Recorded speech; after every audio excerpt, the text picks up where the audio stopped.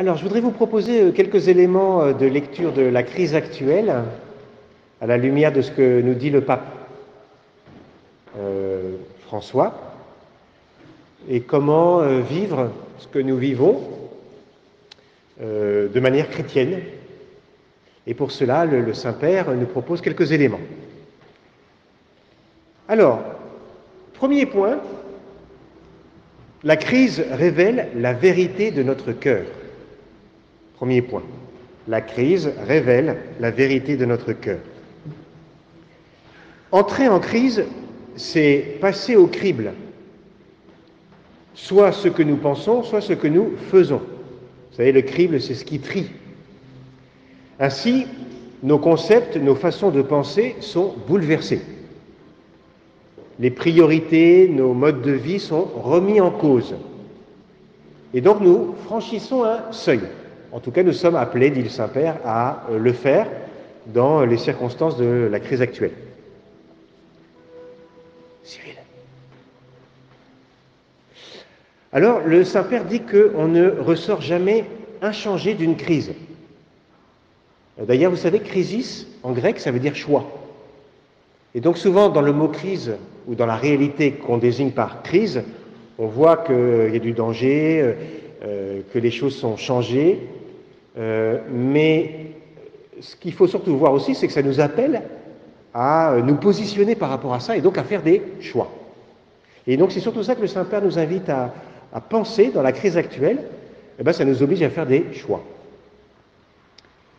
Donc, on ne ressort jamais inchangé d'une crise. Soit on en ressort meilleur, soit on en ressort pire. Mais on ne ressort pas de la même manière. D'ailleurs, meilleur si on a choisi de faire prévaloir en nous ce qu'il y a de mieux pour lutter contre la crise, ou alors au contraire, pire, parce qu'on a laissé parler nos aspects moyens et médiocres, on va dire ça comme ça. En effet, dans les temps ordinaires, ce sont comme des situations sociales où nous ne sommes pas obligés en fait de faire sortir ce qu'il y a vraiment au fond. Vous savez, on a des interactions, des interfaces de politesse, des manières sociales de nous comporter qui sont bonnes en soi, mais qui ne reflètent pas nécessairement ce qu'il y a au fond de nous. Je veux dire, quelqu'un de très bon ne pourra pas paraître tel dans la vie ordinaire, encore qu'il s'aimera le bien autour de lui, mais ça ne se verra pas forcément, mais comme une fripouille non plus. Quelqu'un de malhonnête, ça ne se verra pas nécessairement. Mais survient la crise qui nous oblige à choisir et à faire sortir ce qu'il y a au fond de nous, et là, à ce moment-là, se révèle le fond de nos cœurs, pour les autres, mais pour nous-mêmes aussi d'ailleurs. Je ne me croyais pas capable de faire autant de bien. Mais je ne me croyais pas capable de faire du mal comme ça. Ça marche dans les deux sens. Et donc, dans les situations bien réglées par les normes sociales en général, nous n'avons pas à nous révéler véritablement. Mais quand nous sommes mis à l'épreuve, c'est le contraire. Nous devons choisir, et en faisant un choix, nous révélons, dit le Saint-Père, le fond de notre cœur. Et cette profondeur en nous, vous voyez, qui habituellement était cachée, d'une certaine manière se révèle. Vous savez, c'est un peu comme les grandes marées.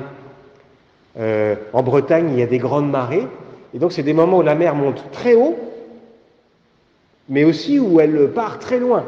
Et du coup, elle découvre des rochers qui ne le sont pas habituellement, et là, en général, les cueilleurs de coquillages et autres, ils trouvent des choses qu'ils ne trouvent pas d'habitude. Eh bien, on pourrait dire c'est pareil pour nous. Quand la marée s'en va très loin, ça découvre des choses en nous que nous ne voyons pas habituellement.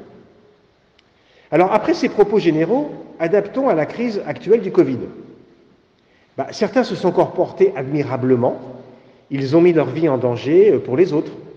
On pense au personnel de santé, aux fonctionnaires qui ont continué à assurer leur poste, aux personnes des moyens de transport, aux enseignants. Et d'autres ont profité de la crise pour escroquer les autres. Alors, par exemple, un habitant d'Agen, vous savez, dans le Lot-et-Garonne, donc c'est vers le sud-ouest de la France, âgé de 38 ans, est soupçonné d'avoir escroqué la Direction générale des finances publiques. Il aurait bénéficié de 10 000 € de fonds de solidarité mise en place pour aider les entreprises ayant perdu au moins 50% de leur chiffre d'affaires à cause de la crise sanitaire. Et lui, il a fait semblant d'avoir une entreprise, de constituer un dossier, et il a été repéré à temps, mais ça a bien failli marcher. Et donc, vous voyez, il en profite. Cet argent, on sent bien qu'il aurait pu bénéficier à des gens qui en ont vraiment besoin. Eh bien, lui, voilà, tout simplement, il voulait arrondir ses fins de mois comme cela. Et un deuxième exemple, la police nationale de l'Indre a alerté les citoyens du département, il y a quelques jours, qu'un escroc tentait d'arnaquer les personnes âgées en leur faisant payer de faux rendez-vous de vaccination à domicile. Donc je profite de la détresse d'une personne âgée qui est seule dans une situation tendue, sanitaire, elle doit avoir peur, et du coup si elle dit tiens mais on me tend une perche pour avoir un vaccin facile, allons-y. Et donc c'est quand même particulièrement injuste.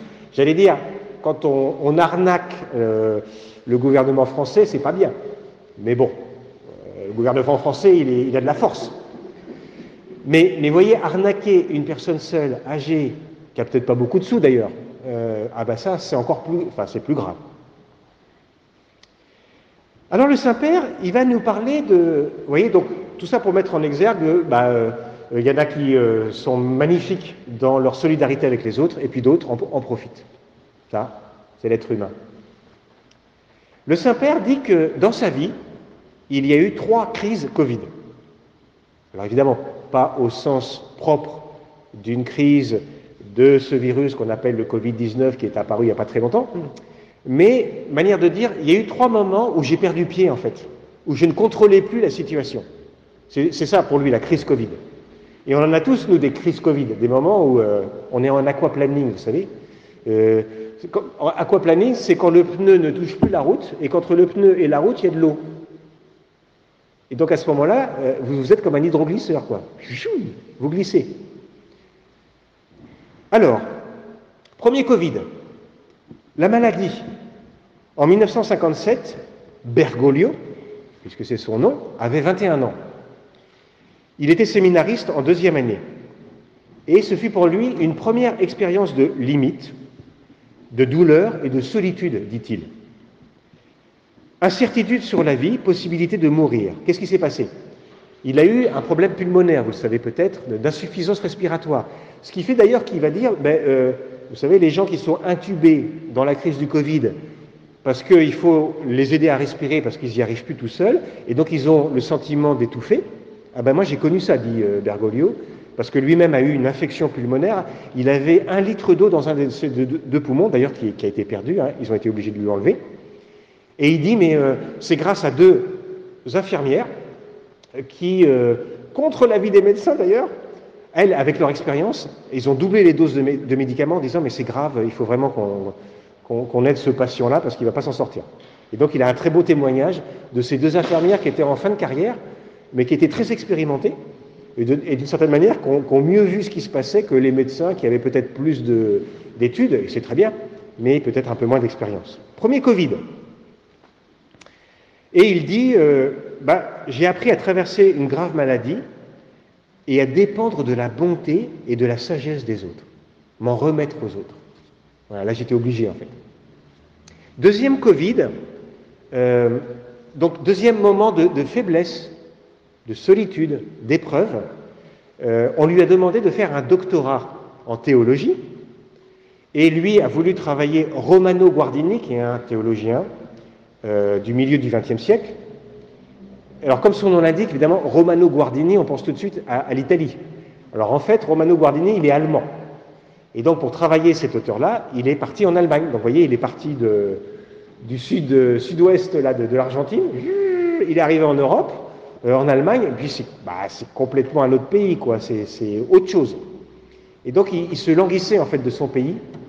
Et alors il racontait que, il travaillait, parce que c'était son devoir d'État, donc il a travaillé, il a appris l'allemand d'ailleurs. Et puis, régulièrement, il avait quand même besoin d'aller marcher un petit peu, et quand il marchait, il regardait au ciel, les avions, et il se dit, tiens, peut-être que celui-là, il retourne dans mon pays, et j'aimerais bien être dedans, en fait. Donc, deuxième Covid, vous voyez, il s'est senti seul, pauvre petit Argentin, perdu dans ces pays sauvages d'Europe, là, à faire un travail qui est quand même très pénible, hein, un travail de doctorat, c'est très austère. Mais il l'a fait parce que voilà, ça lui avait été demandé.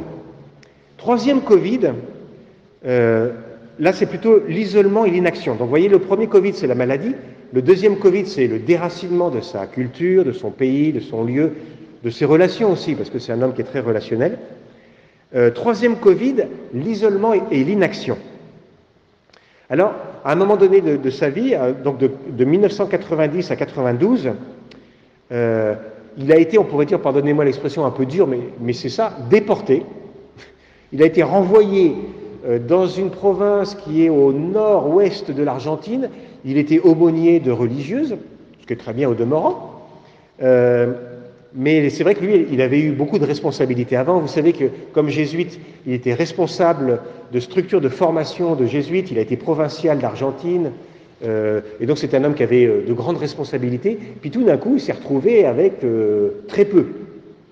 C'est un peu, vous savez, comme si vous aviez un athlète qui est capable de soulever des kilos et des kilos, des dizaines de kilos de fonte, puis on lui demande juste de soulever un stylo, quoi. Donc, évidemment, il n'est pas stimulé dans ses capacités.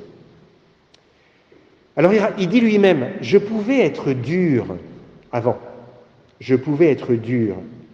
Il y avait eu des responsabilités, comme recteur d'une maison de formation jésuite, puis comme provincial des jésuites. L'exil de Cordoue, alors Cordoue c'est pas la ville en Espagne, hein, c'est donc en Argentine, m'a adouci, m'a donné une plus grande compassion pour les faibles, les petits, de la patience, beaucoup de patience. Et vous voyez comment Dieu forme son instrument. Vous voyez, quand nous on traverse un Covid, c'est compliqué pour tout le monde. Maladie, déracinement, isolement, inaction, faiblesse, difficulté, baisse de tempérament, de régime, baisse de morale, etc. C'est agréable pour personne. Et alors on est là, Seigneur, qu'est-ce que tu fais? Où es-tu? Et alors il pourrait nous dire, t'inquiète pas, je prépare la suite. Tu vois, parce que tu vis, je prépare la suite. Et le Saint-Père, on le voit très bien, alors c'est pour ça que c'est intéressant de lire la vie de nos frères et sœurs, en particulier les saints et les saintes. Parce que ce qu'il fait dans leur vie, il le fait aussi dans la nôtre. Et donc on se dit, oui, si toi tu as traversé ça, alors moi, peut-être que ça m'arrivera aussi. Et puis comme je vois que ça a eu de la fécondité chez toi, ça va me donner du courage aussi pour moi. Et alors, vous voyez, le Seigneur, il avait senti que cet homme-là, il avait énormément de qualités. D'ailleurs, vous savez qu'en sortant de son exil là, de 2 ans, l'archevêque de Buenos Aires, qui l'avait bien repéré, et qui avait bien repéré ses qualités, a demandé au Saint-Père de l'avoir comme évêque auxiliaire de Buenos Aires. Donc il avait bien vu la qualité de cet homme. Mais il fallait le malaxer, il fallait l'adoucir. Et heureusement, parce que c'est notre Père maintenant. Et donc, Seigneur, merci de nous avoir donné un Père qui a quand même du tempérament, et c'est tant mieux. Mais en même temps, le Seigneur lui a donné les qualités d'un père de famille, et certainement que la douceur. Vous savez, la douceur, c'est l'humilité de la force. Il faut beaucoup d'humilité et beaucoup de force pour être doux. Et nous, on est violent parce qu'on est faible et orgueilleux. Et souvent, la violence, c'est le plus facile, c'est le plus rapide, mais c'est pas le mieux, en fait. Et on reconnaît bien après, on se dit, tiens, tenez, quand on a eu des propos trop forts, mes paroles ont dépassé ma pensée. Je voulais pas te dire ça, mais voilà, c'est sorti parce que j'ai du mal à contrôler les choses. Et alors, il dit un petit détail touchant. Pendant son exil, là, il ne savait pas trop quoi faire. Hein, vous savez, les sœurs, elles ne lui prenaient pas tout son temps. Et puis c'est un gars qui a une grosse capacité de travail. Il a eu une inspiration. Et il s'est dit, tiens, j'ai pas trop grand-chose à faire, j'ai du temps devant moi, donc je vais lire l'histoire des papes. Et donc, dans une bibliothèque, là, à côté de chez lui, il y avait l'histoire des papes en 35 ou 36 volumes, parce que vous imaginez bien qu'il y a plus de 200 papes, donc il y a de quoi dire. Et vous voyez la préparation providentielle, il le dit après en relisant. Et il dit, tiens, mais c'est curieux, le Seigneur m'avait préparé, parce que je me doutais absolument pas qu'un jour je serais pape. Et vous voyez, le Seigneur l'adoucit, le Seigneur lui donne du temps, en fait, pour lire, pour le calmer. Et lui, il pourrait se dire, mais Seigneur, où t'es? Il a dû le dire d'ailleurs, il a pleuré, vous savez, à ce moment-là. D'ailleurs, il y a des amis qui sont venus le voir, et il se mettait à pleurer, parce qu'il dit, mais qu'est-ce que je fais? Qu'est-ce qui se passe? Voilà, vraiment l'impression d'être mis sur le côté, quoi. Un peu comme une voiture en panne, vous voyez. Donc voilà, Conclusion des 3 Covid. Si tu te laisses transformer, dit le Saint-Père, tu en sors meilleur. Mais si tu résistes, tu en sors pire. On peut résister. D'ailleurs, vous savez, il y a des choses, quand on résiste, on se fait mal. Je vous donne un exemple bête, pardon. Un exemple bête. Je ne sais pas si c'est arrivé ici parmi nous, quelqu'un qui fasse du ski nautique. Pas une activité c'est pas une activité très habituelle, le ski nautique. Bon. Donc vous vous rappelez, vous avez un bateau, vous avez un fil, puis vous avez quelqu'un derrière qui est traîné sur des espèces de skis là, et puis il fait des... Ou alors ça peut être une planche, et puis il fait des figures. Bon. Le ski nautique, vous avez une activité qui s'appelle le saut. Donc vous savez, à un moment donné, vous avez un tremplin, et puis vous allez essayer d'aller le plus loin possible, ou de faire des figures. Le tremplin, c'est un truc idiot, mais si quand vous arrivez sur le tremplin, vous vous cramponnez au tremplin, vous allez vous faire mal. C'est bête, Vous allez me dire, mais il faut être idiot pour se cramponner au tremplin. Il faut être idiot ou il faut ne pas avoir reconnu qu'on était sur un tremplin. Et quand on est dans un Covid, on est sur un tremplin. Mais parfois, on s'agrippe. Mais il faut reconnaître qu'on ne comprend pas aussi. Alors nous, chrétiens, on a quand même une chance. C'est qu'en méditant l'Évangile, le Seigneur le premier, c'est pour nous que le Christ a souffert, comme dit l'Épître de Pierre, c'est pour nous que le Christ a souffert, il nous a montré le chemin, pour que nous allions à sa suite. Et donc voilà, lui, il a appris, comme dit l'Épître aux Hébreux, de la souffrance qu'il vivait, l'obéissance. Voilà. Alors, si nous, quand le bon Dieu il est en train de nous travailler, et vous savez que l'Écriture dit, si tu es une fille et un fils légitimes, alors tu seras corrigé par ton père. Mais si tu es... Alors, l'Écriture est quand même forte, elle dit bâtard. C'était un bâtard, une fille illégitime. Alors, on l'est tous, fille et fils légitimes de Dieu. C'est beau parce que rien ne peut nous faire déchoir de cette dignité-là, sinon notre péché. Mais sinon, on est tous fils et filles de roi, c'est quand même magnifique. Si tu n'es pas corrigé, c'est que tu n'es pas fille ou fils, quoi. Donc, le bon Dieu, il nous corrige. Et comment il nous corrige? Par des Covid. Et le Saint-Père, vous voyez, qui a vécu ces 3 Covid dans sa vie, avait été préparé pour nous aider à vivre le Covid que nous vivons en ce moment. Ça va? Premier point, donc. C'est mon premier point. La crise révèle la vérité de notre cœur.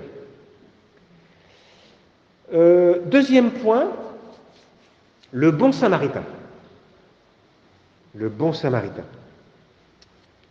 Alors, devant la crise et ses difficultés, nous pouvons avoir la tentation de battre en retraite. Donc, il y a des difficultés devant moi, courage, fuyons, demi-tour. Alors, parfois, il faut le faire. Vous avez, dans l'histoire d'Israël, 1 Roi 12, 16. 1 Roi 12, 16. À tes tentes, Israël. À tes tentes, va à tes tentes, Israël. Pourquoi?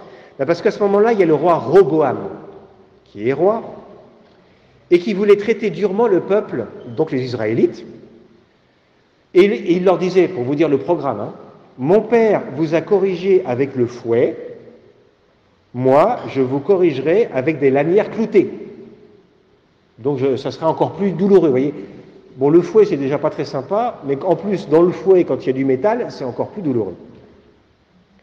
Tout Israël vit que Roboam était violent, et un mot d'ordre de retraite se répandit, Israël, à tes tentes. Et donc le Saint-Père utilise ce verset et ce moment de l'histoire sainte pour dire, on le sait bien, il y a des moments, il vaut mieux se replier en fait. C'est mieux. Et puis on fera face autrement, à un autre moment. Vous savez, Aristote, il dit, le courageux est celui qui a peur de ce dont il faut avoir peur. Donc, vous voyez, un courageux qui a un couteau suisse dans les mains et puis qui a un tigre devant lui, s'il a un peu de bon sens, il part. Il ne va pas essayer de lutter parce qu'il ne peut pas. Un coup de patte, il a déjà plus de bras, vous voyez, et puis le reste, ça ne va pas être très sympa.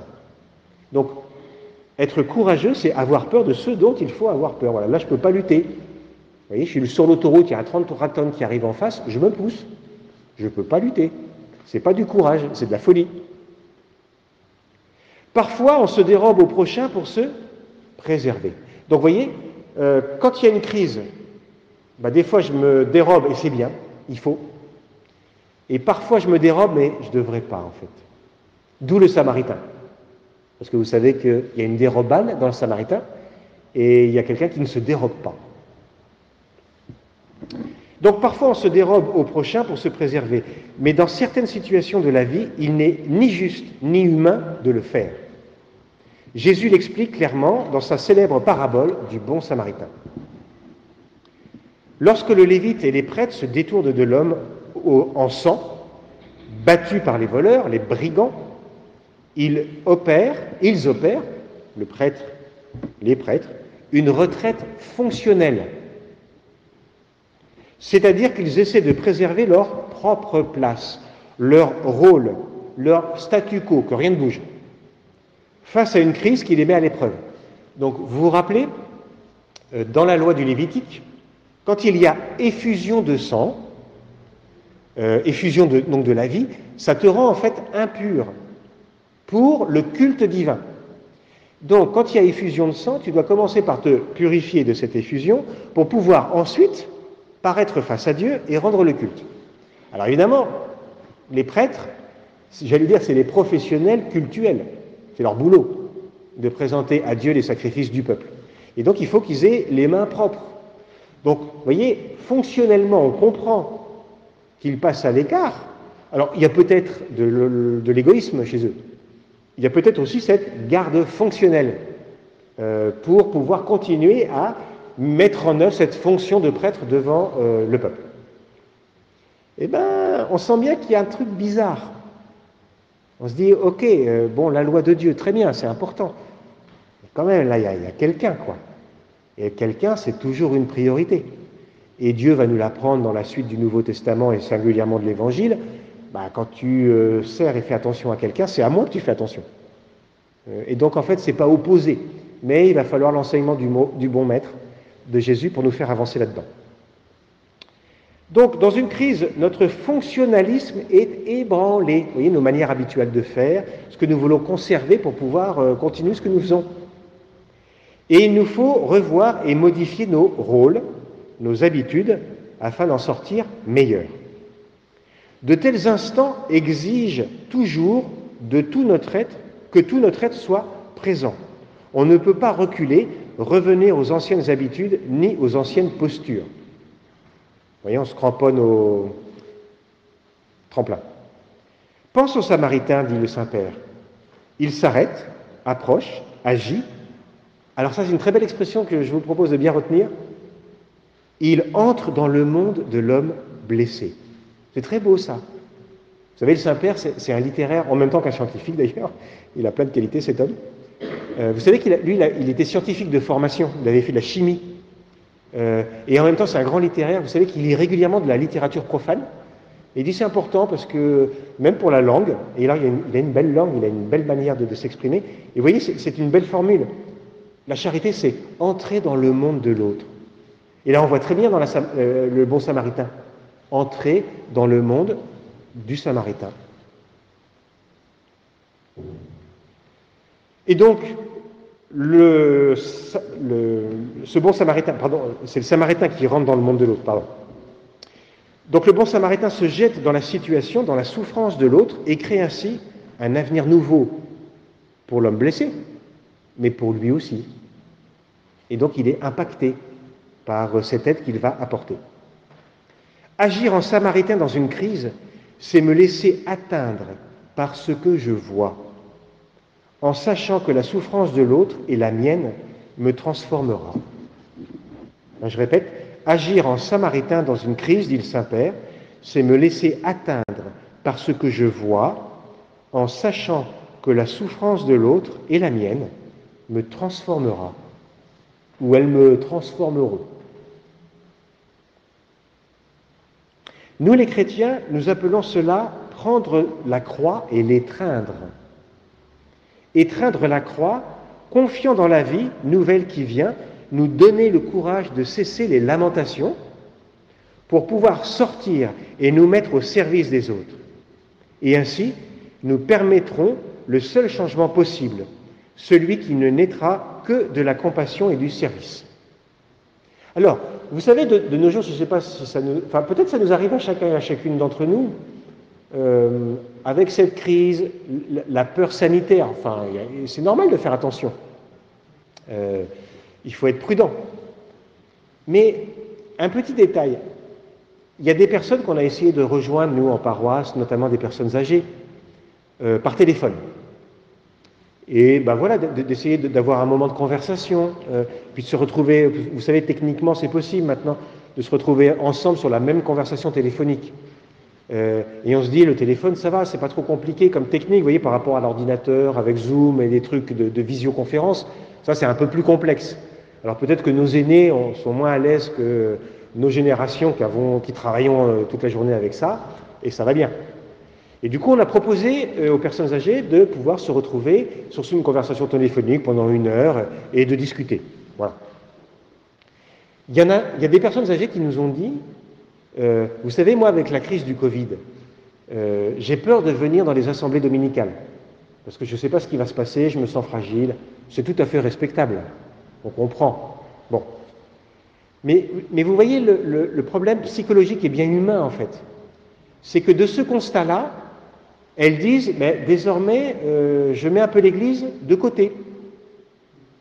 Et je ne suis même pas disponible pour une conversation téléphonique. Et là, vous vous dites, il y a un truc bizarre. Que je ne vienne pas, dans un lieu où il y a du monde, parce que ça m'inquiète. C'est respectable. Voilà, on peut se sentir fragile. Il peut y avoir des imprudences, d'ailleurs. Bon, voilà. Mais que, vous voyez, que de ceux-là, je ne désire même plus avoir une conversation téléphonique, c'est que vous sentez qu'entre les deux, il y a une rupture, en fait, une mise à distance. Et psychologiquement, il s'est passé quelque chose, quoi. Et donc, je me suis refermé sur moi-même, en fait, dans cette crise. Et c'est quand même une propension, alors je ne montre pas les personnes âgées du doigt, hein, peut-être on sent bien, nous tous et nous toutes, peut-être que d'ailleurs on espérait rencontrer aujourd'hui, venir ici, un tel ou une telle, bon, on est un peu déçu qu'un tel ou une telle soit pas venu en disant, tu sais, c'était bête, il faisait bon, on était plutôt à distance les uns des autres. Puis ça nous fait du bien, en fait, de nous retrouver, de sortir un petit peu, de vivre un peu ce temps de récollection au début du carême, etc., etc. Bon. Alors, le Saint-Père, comme je vous le disais, est aussi un littéraire, et alors il cite un passage d'Hölderlin, vous savez, un auteur allemand. Et il dit, ce passage m'a toujours inspiré. Je le cite, « Là où est le danger, croit aussi ce qui sauve. » Là où est le danger, croît du verbe croître, aussi ce qui sauve. Alors, il se trouve que j'ai passé 2 années au Bénin, et alors ça m'a frappé au Bénin, et peut-être que vous sauriez plus s'il y a des Béninoises ou des Togolaises, parce qu'on est à peu près dans cette d'Afrique du Sud, Afrique de l'Ouest, pardon. Alors, il y a toujours une chose qui m'a frappé, c'est que, vous savez qu'à la saison des pluies, en général, il y a une recrudescence du paludisme, puisque c'est l'humidité, et que les insectes aiment bien l'humidité, et que c'est quand même l'anophèle, quand elle pique, qui transmet le paludisme. Et au même moment, qu'est-ce que nous donne la nature? La citronnelle. Et la citronnelle, traditionnellement, vous me dites si je me trompe, mais traditionnellement est une plante qu'on associe pour nous permettre de lutter contre le paludisme, on se fait des petites tisanes là. Et j'ai trouvé ça, vous voyez, les associations de la nature. Il y a un danger, voilà, l'anophèle, il y a la pluie, puis dès qu'il y a une flaque d'eau, il y a danger, parce que il y a certainement des insectes autour. D'ailleurs, ça me frappait, vous savez, en Afrique, je ne sais pas si vous étiez comme ça, mais quand le soir tombe, alors c'est un peu comme ici maintenant, le soir tombe, on fait gaffe parce que c'est le couvre-feu, en Afrique, on se dit, attention, les anophèles sortent, quoi. Et donc, il faut, moi, c'est le blanc qui dit ça, peut-être que les personnes et les autochtones ne le font pas, mais quand même, je me dis, tiens, là maintenant, il y a un danger. Alors, la saison sèche, on est moins en danger, mais quand même, le soir, quand la nuit tombe, on fait gaffe, quoi. Bon, voilà, une association, vous voyez, et il y en a plein d'autres. Aujourd'hui, ce qui est révélé, c'est l'erreur de faire de l'individualisme, donc vous voyez, ne pas rentrer dans le monde de l'autre, ne pas être un bon samaritain. Il faut reconnaître que c'est une tentation qui demeure. Aujourd'hui, ce qui est révélé, dit le Saint-Père, et vous voyez sa lecture de notre société dans la crise, c'est l'erreur de faire de l'individualisme le principe d'organisation de la société. Voilà. l'individualisme, principe d'organisation de la société.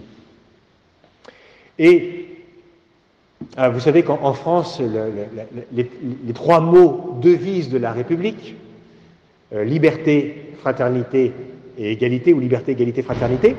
Alors, le Saint-Père dit liberté, très bien, égalité, bien sûr, mais en fait, liberté et égalité, on peut le faire dans l'égoïsme. Je te reconnais le droit d'être égal à moi pour que toi, tu me reconnaisses le droit de faire ce que j'ai envie de faire. Ça peut être très égoïste, l'égalité, en fait. Et il dit, pour que la liberté et l'égalité soient justes, il faut la fraternité, c'est-à-dire le souci de l'autre, l'attention à l'autre. Et quand la fraternité permettra à la liberté et à l'égalité de prendre sa juste place, alors, d'une certaine manière, la crise pourrait porter du fruit. Mais enfin, c'est pas gagné. Donc c'était mon deuxième point, vous voyez. Après, 1, la crise qui révèle la vérité de notre cœur. 2, le bon samaritain. Est-ce que j'accepte de rentrer dans le monde de l'autre? 3, alors voilà, il y a une expression qu'on connaît du pape François, la myopie existentielle, ou l'évangile de Lazare, le mauvais riche. La myopie existentielle. Ça va? Vous vous endormez pas trop? Je vais parler moins fort peut-être, vous savez, petit à petit, de moins en moins fort, pour pouvoir, sombrer dans une léthargie réparatrice. Alors, la myopie existentielle. Donc, on voit tout de suite l'expression. Myopie, c'est je vois pas en fait, je vois pas très bien, c'est flou. Et existentielle, c'est par rapport à ce qui se passe dans la réalité et à ma manière de me positionner par rapport à elle. Alors lui dit, la myopie existentielle est un grand obstacle au changement et justement à la fraternité. Elle comporte 2 aspects. Ce que nous décidons de garder, de ne pas sacrifier, ce que nous avons peur de perdre, de lâcher. Premier point. Et un deuxième aspect, ce que cette décision nous fait ne pas voir, nous fait esquiver. Vous voyez, nous fait ne pas voir. La myopie existentielle, c'est une myopie décidée, volontaire. Je décide, alors que normalement la myopie évidemment ne décide pas, mais là on décide. Et vous voyez Isaïe, ils ont des yeux et ne voient pas, des oreilles et n'entendent pas, de peur qu'ils se convertissent et que je leur pardonne, dit-il ironiquement, le prophète Isaïe. Et vous savez que c'est repris dans les évangiles, et le Seigneur le reprend d'ailleurs par rapport aux paraboles de la semence. C'est semé, c'est donné, la bonne nouvelle, la capacité d'y voir clair. Mais ils ont des yeux et ne voient pas. Myopie existentielle. Alors, il y a 3 pathologies, dit-il, en fait, dans la myopie. Le narcissisme, le découragement et le pessimisme.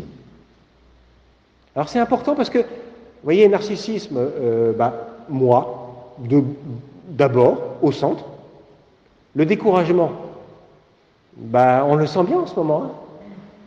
Le découragement nous guette. Et le pessimisme aussi.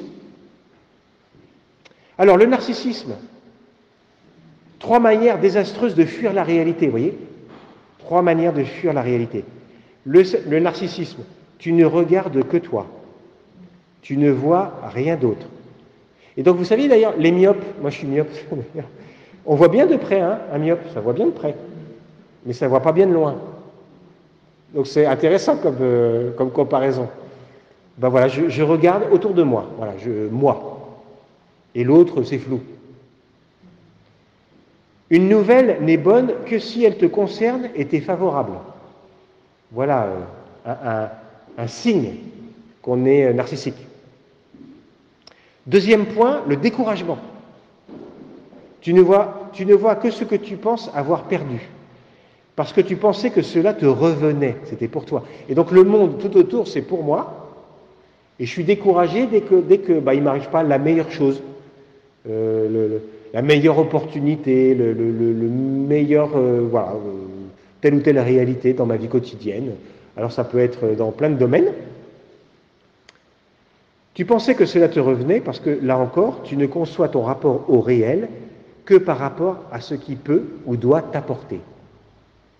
Le découragement conduit à la tristesse dans la vie spirituelle.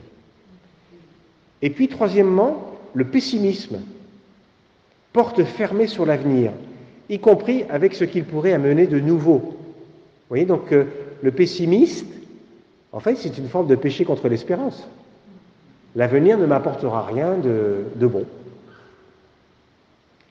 Ainsi, le Covid a révélé l'autre pandémie, le virus de l'indifférence. Vous voyez, ces trois manières de tout ramener à soi, et donc d'être indifférent, parce que ça ne me concerne pas. Et donc, je n'entre pas dans le monde de l'autre. Alors, vous voyez, avec le bon samaritain, il nous a donné un exemple de celui qui entre dans le monde de l'autre. Avec le mauvais riche et Lazare, précisément, c'est le contraire. Oui, le bon riche, qui ne peut pas ne pas voir ce pauvre qui est là à l'entrée de sa porte, a décidé de ne pas le regarder, de ne pas rentrer dans son monde, alors qu'il a tout à fait les moyens de le faire. Nous le voyons dans l'histoire du pauvre Lazare, dans l'évangile de Luc. Un homme riche était son voisin. Il savait parfaitement qui était Lazare. Il connaissait même certainement son nom. Mais il était indifférent. Il ne s'en souciait pas. Pour l'homme riche, le malheur de Lazare était son problème, à lui, le pauvre. Il disait probablement « le pauvre » chaque fois qu'il passait devant sa porte, en le regardant par-dessus un abîme d'indifférence. Il connaissait la vie de Lazare, mais ne se laissait pas toucher. Ce qui finit par créer un espace, un mur, un clivage entre l'indifférence que nous ressentons d'une part et nos pensées d'autre part.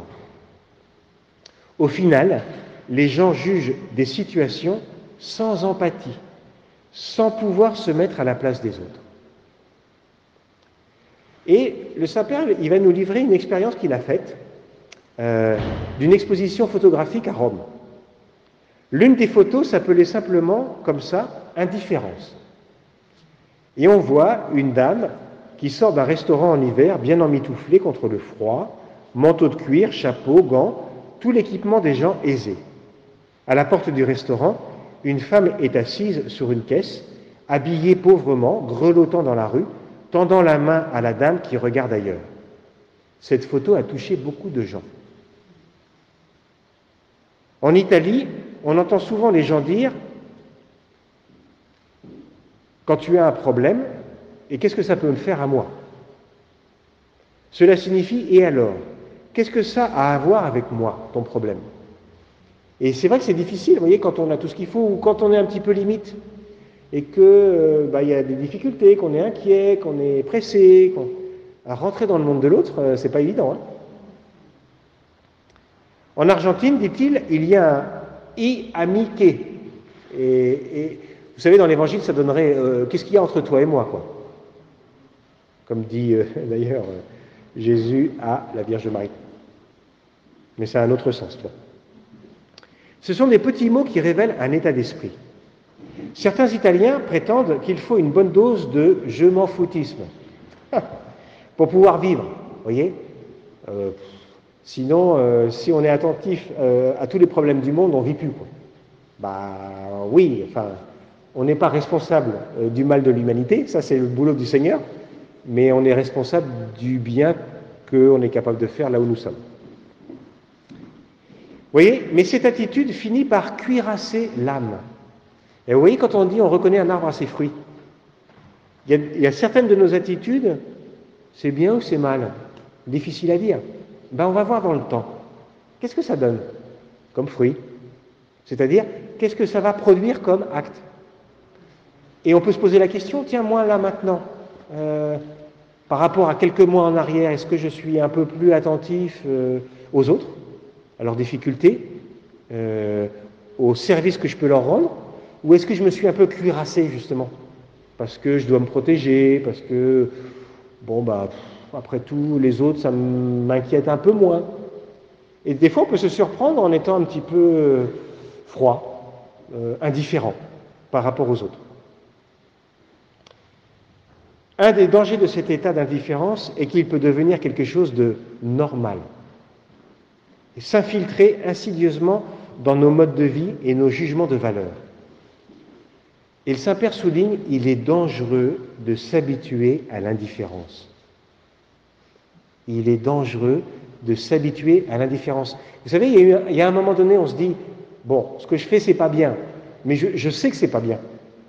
Par exemple, de ne pas donner une aide que je pourrais donner. Voilà. Je ne rentre pas dans les détails parce que ça peut dépendre de bien des situations, mais je ne donne pas une aide, ça ne me coûterait pas beaucoup de donner un peu d'argent, donner un peu de temps, donner un peu de ma compétence ou je ne sais pas quoi, mais je ne le fais pas. Oui, mais ça ne m'inquiète pas trop parce que je sais que ce n'est pas bien. Et donc ça me rassure. Voyez, je me dis, le mal n'a pas encore mangé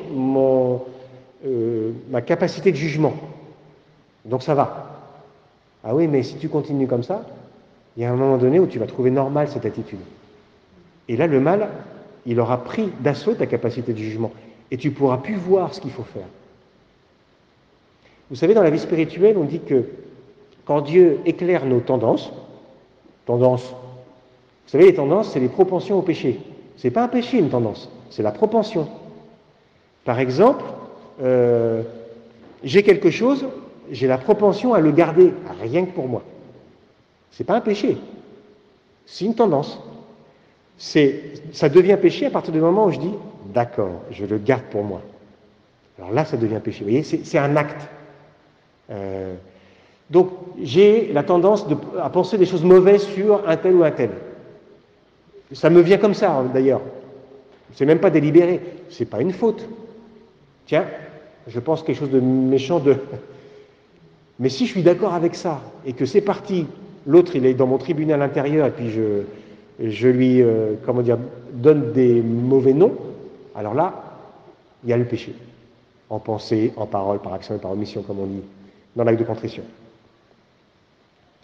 Donc il est dangereux de s'habituer à l'indifférence, voyez. D'ailleurs, il est dangereux de s'habituer à toute forme de mal. Parce que un jour, je le maîtrise, et le lendemain, c'est lui qui me maîtrise. Vous savez, c'est ce qu'on appelle les conduites addictives. C'est ces moments où c'est la cigarette qui commande, c'est l'alcool qui commande, c'est le besoin de reconnaissance dans l'orgueil qui commande, le besoin de dominer les autres, le besoin d'entasser de l'argent, le besoin de contentement sexuel, alors que je ne le vis plus dans ma communion conjugale habituelle, etc., etc. L'attitude du Seigneur est complètement différente. Au contraire, Dieu n'est jamais indifférent. L'essence de Dieu est la miséricorde, qui ne consiste pas seulement à voir et à être ému, mais à répondre par l'action.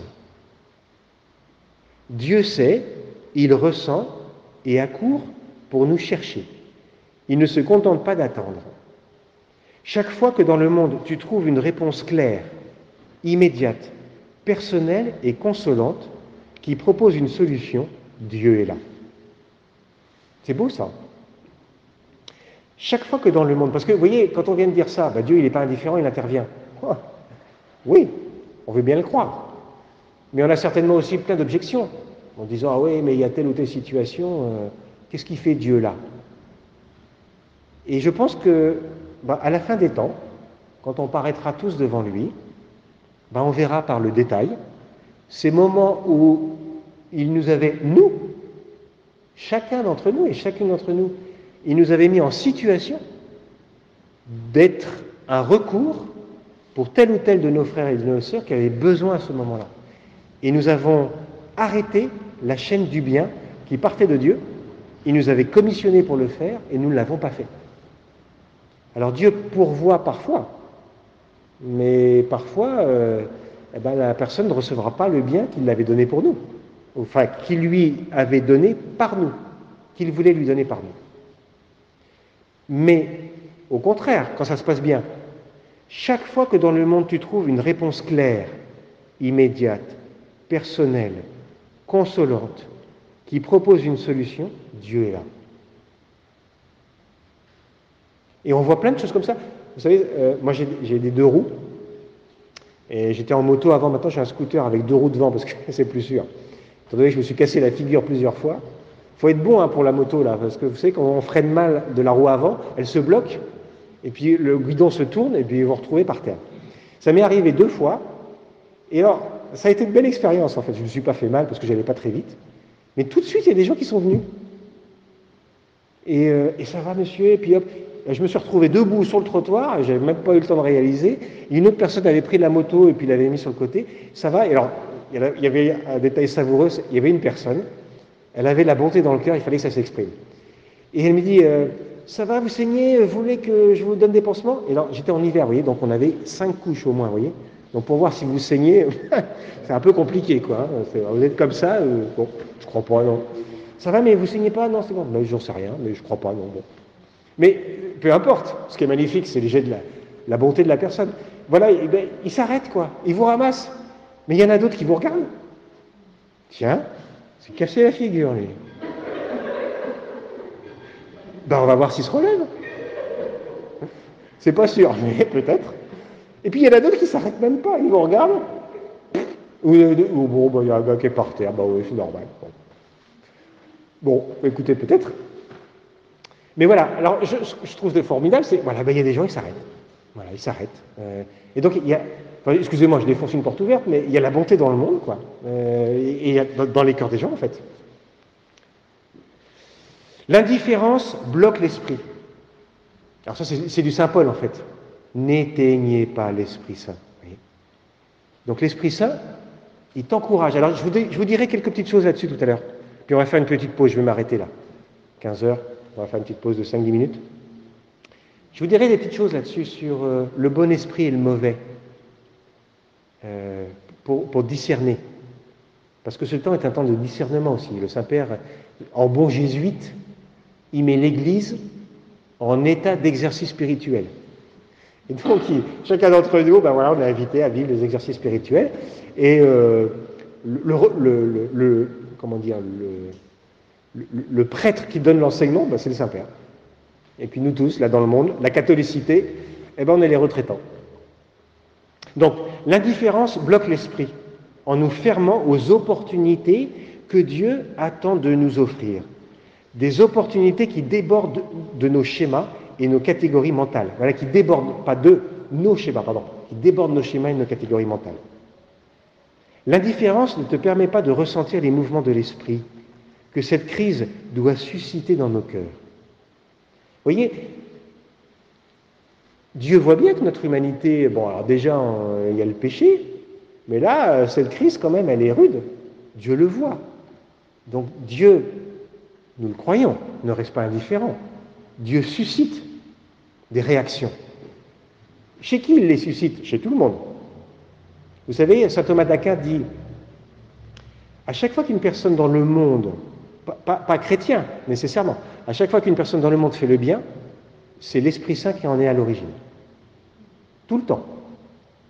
C'est radical. D'ailleurs, dans l'Évangile, vous savez, quand le jeune homme riche, il dit « Bon maître !» et lui dit « Qu'as-tu à m'appeler bon? Nul n'est bon, Dieu seul. » Et alors, une autre fois aussi, c'est bon pour les parents, ça. Si donc toi, tu es mauvais, bam, tu sais donner de bonnes choses à tes enfants, alors à combien plus forte raison? Toi, tu es mauvais. C'est ça que Dieu nous dit, alors pas simplement aux parents, il nous dit à chacun d'entre nous. Toi, tu es mauvais, toi. Merci Seigneur. Moi, je suis mauvais. Bah oui, bon, très bien. Mais évidemment, comme avec le bon Dieu, c'est dit avec tellement de vérité d'abord, mais de bonté aussi. On sent bien qu'il y a après, quoi.